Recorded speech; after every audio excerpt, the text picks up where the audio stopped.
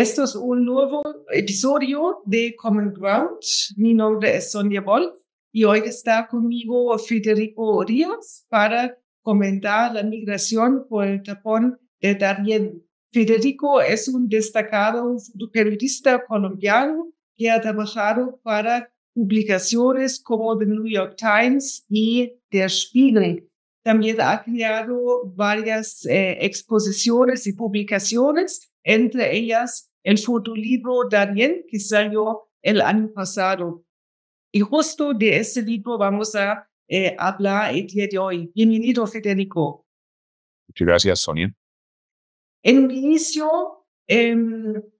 quisiera invitarte a hablar un poco de tu trabajo fotográfico en el Darién. Creo que cuando hablamos de la migración en las Américas, solemos mirar la migración desde el norte de Centroamérica y México hacia Estados Unidos, pero pocas veces vemos más hacia el sur, donde está precisamente el Darién, ¿no? Que está ubicado entre Colombia y Panamá.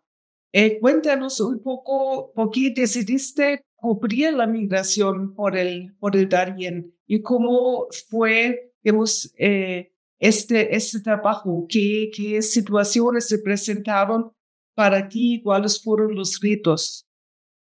Pues, Sonia, yo había estado preguntándome sobre la migración desde muchos años antes.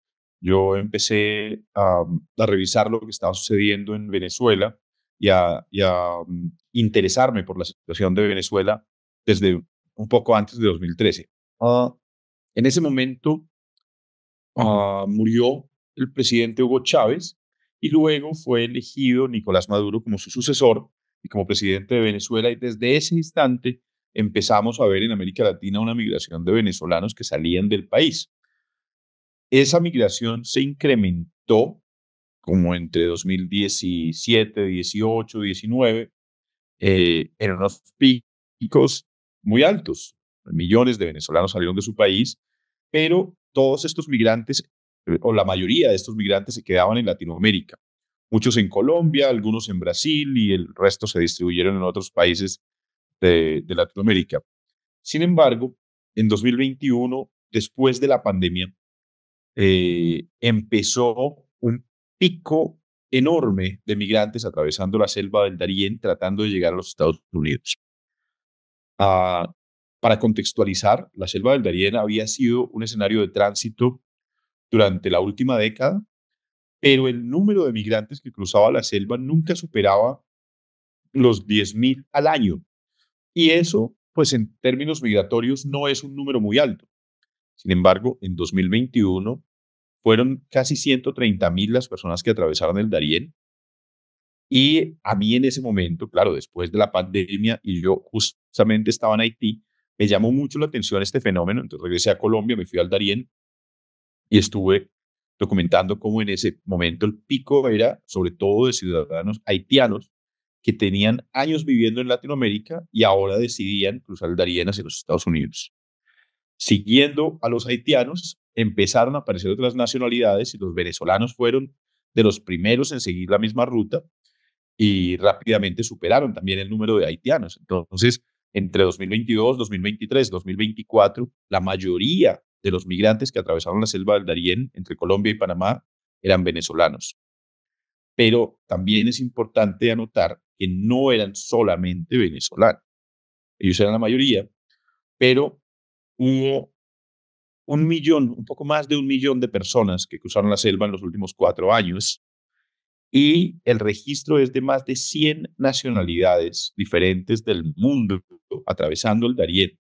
O sea, caminando la selva entre dos países, arriesgando su vida y la vida de sus familiares, a personas que vienen de lugares tan cercanos como Venezuela, también muchos colombianos, muchos ecuatorianos, y de otro lado, personas que vienen de África, India, China, Afganistán, Irán, lejísimos, pero que es la manera que tienen de llegar hasta estos lugares. Entonces, yo me interesé desde el principio en el que empecé a ver que el número subía y subía y que se volvía cada vez más dramático, que había allí una situación humanitaria contundente, y muy complicada de manejar y en la que los países estaban, pues, no sé, tratando de enfrentar eso de formas muy particulares y muy extrañas y al final nadie podía como dar una respuesta concreta o coherente para lo que estaba sucediendo ahí. Y lo que hice durante estos 4 años fue documentar el flujo migratorio dentro de la selva del Darién, cruzando varias veces, junto a Julie Turkewitz, que es mi compañera de trabajo del New York Times. ¿Quiénes son los migrantes con quienes te encontraste en este camino? Nos comentaste que eran muchos los venezolanos que transitaban por el Darién, pero que también había muchas otras nacionalidades. ¿Quiénes son entonces los migrantes y por qué salen de sus países de origen? En 2021, la mayoría del flujo al principio eran haitianos que habían salido de Haití y estaban viviendo en Latinoamérica. Ah, Haití sufrió un terremoto en la primera década, 10 años atrás, 15 años atrás, perdón, y después de ese terremoto muchos haitianos salieron de su país y se ubicaron sobre todo en Brasil y Chile. Esos haitianos, eh, tratando de hacer uso de unos cambios en las políticas de los Estados Unidos hacia los ciudadanos haitianos, fueron los primeros que se aventuraron de forma masiva en el tapón del Darién. Entonces eran ciudadanos haitianos que vivían en Latinoamérica, que ya no estaban viviendo en Haití. Junto a ellos iban cubanos y algunos nepaleses y algunos africanos, pero eran unas minorías. Luego empezamos a ver venezolanos en masa. O sea, esto para 2022 y 2023 era impresionante. En 2023 la cifra fue de casi 540,000 personas que cruzaron el Selva del Darién en ese año. Había días, yo estuve ahí un día que eran más de 3,000 personas entrando a la selva, un solo día. Y esto era jóvenes, ancianos, niños de 1 o 2 meses de nacidos y abuelos de 70 y 80 años. O sea, personas muy viejas atravesando la selva.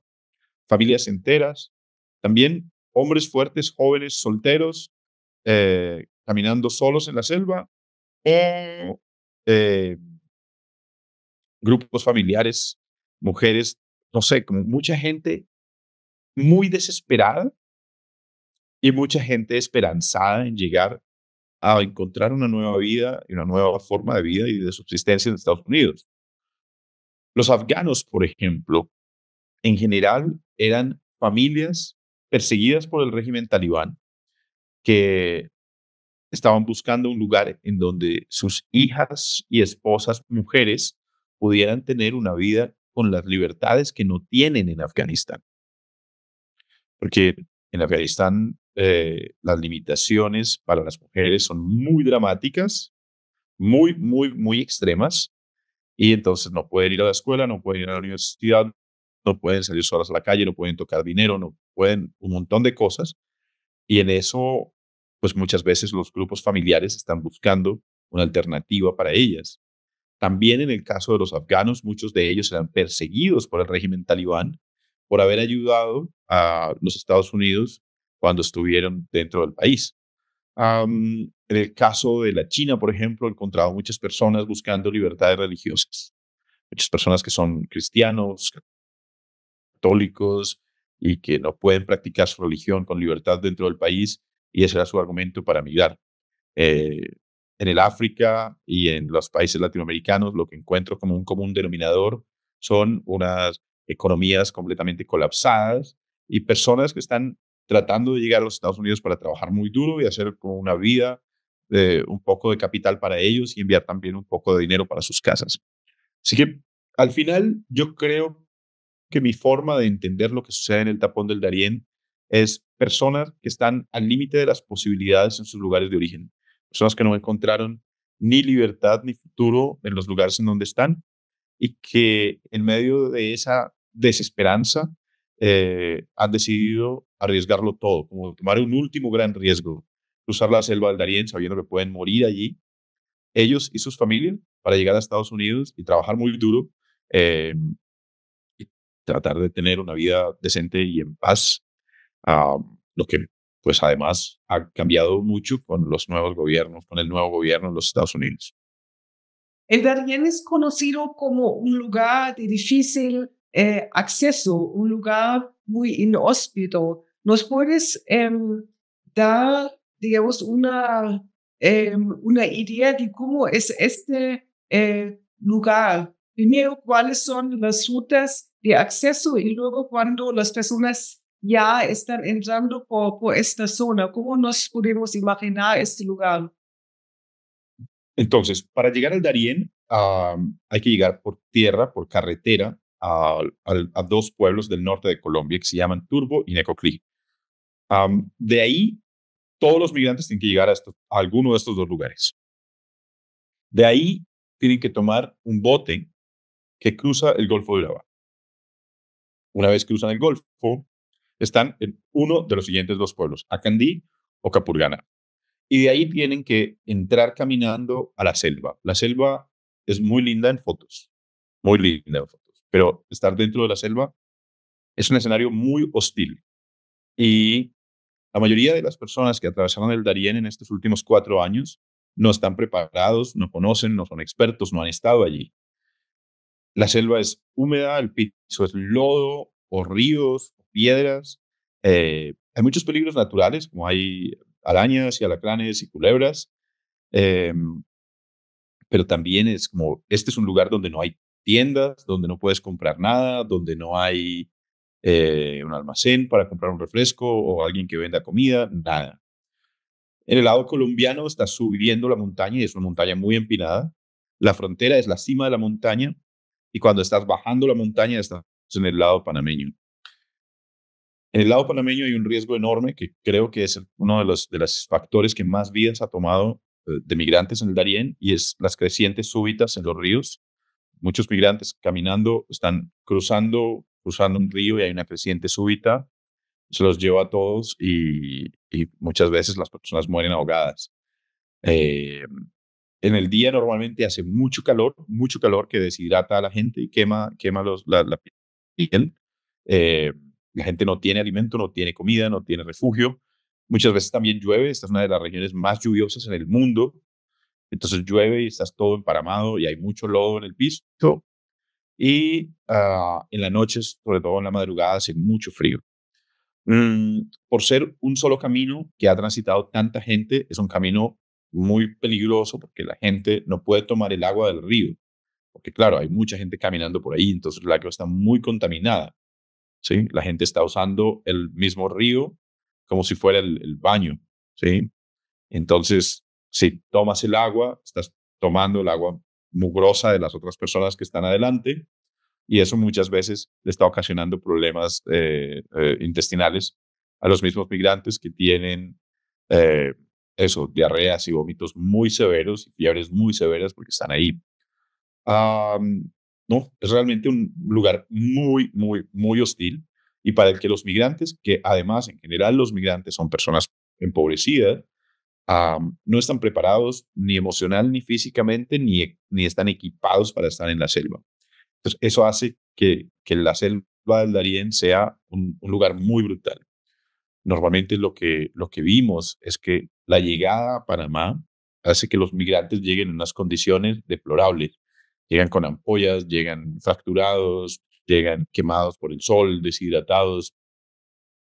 Entonces es muy fuerte porque la selva es eso, es un lugar tremendamente hostil y los migrantes están pues allí sin un conocimiento de esto, no son como montañistas de toda la vida, caminantes de la selva o indígenas que aprenden a convivir en estos territorios, sino personas que salieron de sus ciudades de origen, ¿sí? Ya sea eh, Kabul o sea, o Caracas, o La Paz en Bolivia, o Quito en Ecuador, y de repente están ahí en la selva.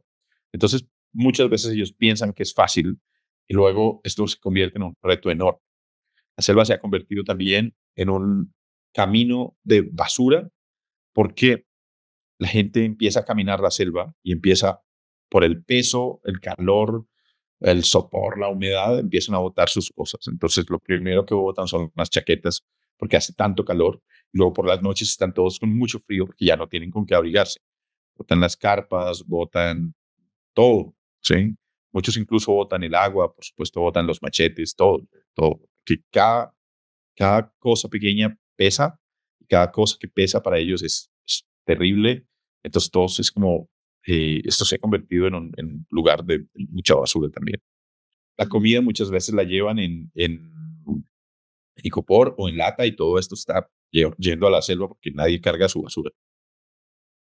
Podríamos pensar que esta selva es un lugar aislado, remoto, donde no hay nadie más que las personas migrantes. Pero al parecer también hay comunidades locales en la zona. Se ha hablado también de guías que los migrantes pueden contratar. ¿Cuál es la economía que se ha construido alrededor de la migración por el Darién? Es decir, ¿pueden las comunidades locales sacar algún beneficio de esta migración o incluso hay grupos criminales en esta zona? La selva del Darién es un lugar sumamente remoto en el que no hay habitantes de ningún tipo. En la entrada de la selva, en el lado colombiano, hay comunidades afrodescendientes en la costa, y en la salida de la selva, en el lado panameño, hay comunidades indígenas de las etnias Embera y Cuna. Sin embargo, hay grupos que se han organizado para cobrar a los migrantes. Entonces, en el lado colombiano, los migrantes tienen que pagar para entrar a la selva. No pueden entrar a la selva sin pagar. Nadie puede entrar a la selva sin pagar en el lado colombiano. Y esto es una cifra pues muy alta, ¿no? O lo último la última cifra de la que tuve cuenta era $370 que tenían que pagar los migrantes a, a un grupo que los guiaba en el lado colombiano. Pero esto no es una opción, esto es una obligación, ¿no? Este grupo pues funciona de una forma extraña y alejada del gobierno nacional y controla el territorio, cobra este valor para los migrantes, pero es que si el migrante no paga, no puede ir. O sea, no lo dejan entrar a la selva. Y muchas personas que no tenían el dinero y tenían que trabajar mendigando en las calles para conseguir el dinero para poder hacerlo, porque de otra forma no te lo permiten.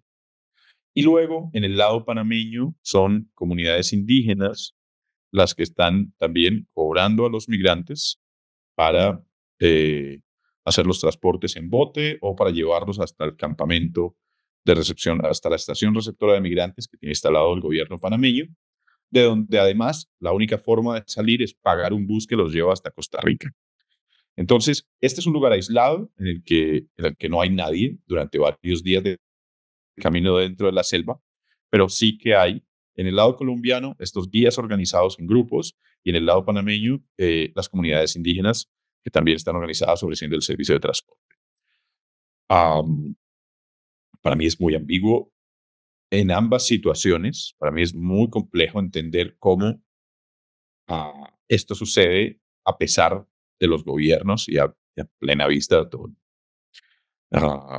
En Colombia se ha establecido que estos grupos son grupos al margen de la ley, que controlan completamente el territorio y que el control del gobierno colombiano sobre ese territorio es prácticamente ninguno.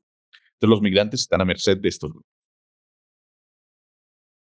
En el Darién y alrededor de esta zona, a lo mejor hay grupos de la sociedad civil, organizaciones internacionales que buscan brindar asistencia humanitaria a los migrantes, ¿no? Que a lo mejor también denuncian los abusos que sufren los migrantes. Pero como acabas de decir, se sabe que esta migración por el Darién existe. Se sabe de alguna manera cuáles son los riesgos para los migrantes y los gobiernos también tienen conocimiento de esto. Parece que la respuesta ante esta migración es un poco contradictoria.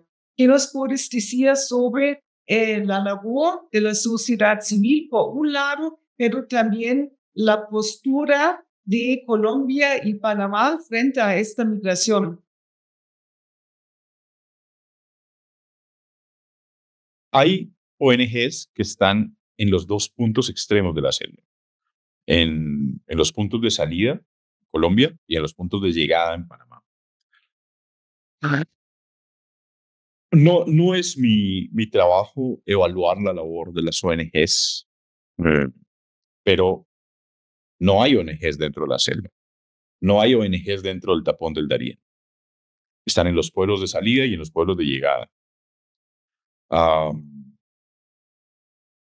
No hay ONGs, no hay sociedad civil y no hay presencia del Estado dentro de la selva. Yo creo que esa es la respuesta completa, es que no hay nadie. Este es un territorio de nadie. ¿Saben? Bueno, son grupos al margen de la ley, pero de nadie que haga parte del Estado. En ese sentido, los migrantes están muy abandonados a su suerte. Y en el voz a voz, que es parte del que yo pienso que impulsa a tantas personas a atravesar la selva, subyace la idea de que si alguien ya lo logró, los otros pueden lograr. Entonces, la mayoría de los migrantes me decían, no es fácil, pero se puede, no es imposible, a pesar de todo lo que habían tenido que sufrir ahí. Um, la sociedad civil sabe que está pasando esto y pues no hay una respuesta de la sociedad civil como una respuesta solidaria de Colombia hacia los migrantes, ni panameña, pues no existe realmente. Y de parte de los gobiernos, la respuesta en el lado colombiano fue mirar hacia otro lado. A mí me hace, me llama la atención de forma particular que la migración en la selva del Darién sucedió durante dos gobiernos diferentes, dos gobiernos que tienen tendencias políticas completamente opuestas. La migración a través del tapón del Darién empezó mientras el presidente Iván Duque estaba en el gobierno y luego la transición fue al presidente Gustavo Petro, que es una corriente de izquierda, el gobierno de Iván Duque era una corriente de derecha y los dos gobiernos como tuvieron exactamente la misma reacción frente a la migración en el Darién, que fue nada. O sea, no hace nada. El gobierno nunca hizo nada frente a estas poblaciones migrantes y el gobierno de Panamá lo que hizo también fue exactamente lo mismo. Entonces, los ponen en unos buses que los llevan hasta Costa Rica y que tienen que pagar los migrantes. Esto no es como un servicio social ni un servicio gubernamental. Son los migrantes los que tienen que pagar sus buses para llegar a Costa Rica. Costa Rica hace exactamente lo mismo y el resto de países en Centroamérica hacen todo lo mismo hasta que llegan a México, en donde ya las cosas cambian bastante. Pero, pero a mí me causa inquietud cómo sociedad civil, ONGs y gobiernos están un poco mirando desde la distancia. En esta parte final del episodio te quiero pedir una reflexión sobre lo que podría seguir para los migrantes o las personas que quieren transitar por el Darién. Pregunto porque de alguna manera siempre vimos cambios, pero también vimos continuidad. Si vemos hacia Colombia, en tu país, en el año 2016 se firmó un acuerdo de paz, pero pues el conflicto en Colombia sigue latente. Y si vemos hacia el norte, hacia Estados Unidos, ahora está en el poder el presidente Donald Trump por segunda vez, ha anunciado ya varias medidas duras en cuanto a la política de inmigración, también ha expresado su interés en restablecer el control sobre el canal de Panamá. Entonces, si vemos un poco estas dinámicas en la región, lo que está pasando en Colombia, pero también los intereses que persigue Estados Unidos, ¿cómo podrían estas dinámicas influir en la migración por el Darién? En este momento, la migración en el Darién es muy cercana a cero. Desde el final del año 2024, el número de migrantes que atravesaban la selva empezó a disminuir de una forma muy dramática. Entonces, de nuevo, para poner en contexto, en 2021 se vio un surgimiento enorme, 2022 duplicó, 2023 duplicó de nuevo, 2024 disminuyó. Y al final del 2024 empezó a disminuir muy dramático. Noviembre fue muy poca gente, diciembre menos todavía. Y en este momento, hoy mientras hacemos esta conversación, es como durante los últimos 3 días no ha habido migrantes cruzando la selva, ni uno solo.